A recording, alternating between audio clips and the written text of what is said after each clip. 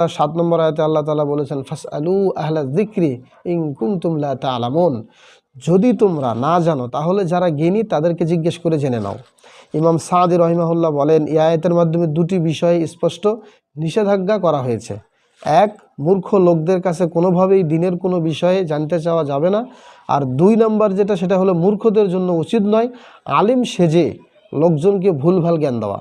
মূর্খ অথচ আলেমের রূপ নিয়ে মানুষকে ভুল জ্ঞান দিচ্ছেন, এখান থেকে দূরে থাকা। তো এখান থেকে আমরা বুঝতে পারলাম হুজুর দেখলেই গলে যাওয়া যাবে না, হুজুর দেখলেই, আলেম দেখলেই গলে যাওয়া যাবে না। আগে যাচাই বাছাই করতে হবে সে আসলেই যোগ্য কিনা, সে আলেম কিনা। একজন সমঝোতার আলেম হওয়ার জন্য যতটুকু পড়াশোনা দরকার তা তার আছে কিনা। এখন একজন সাধারণ মানুষ হিসেবে বা জেনারেল শিক্ষিত হয়ে কিভাবে আমরা বুঝবো যে অমুক হুজুরের পর্যাপ্ত পড়াশোনা আছে নাকি নেই?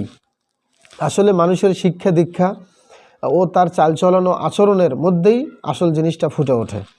বক্তৃতায়, লেখনীতে তিনি যে বিষয়গুলো আপনার সামনে উপস্থাপন করছেন এর কতটুকু তার নিজের জীবনে বাস্তবায়িত হয়েছে তা দেখলেই সব কিছু পরিষ্কার হয়ে যাবে। এছাড়া ইসলামের মৌলিক বিষয়গুলোতে যদি কারো আকীদা বিশ্বাসে গরমিল থাকে, আকীদা ভিন্ন থাকে, তবে তাদের ব্যাপারেও সাবধান হতে হবে।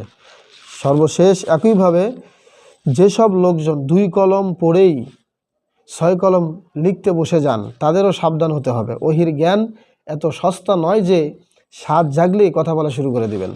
এই জন্য মানুষকে সঠিক পথ দেখানোর আগে নিজেকে সঠিক পথে চালানো আরও বেশি জরুরি।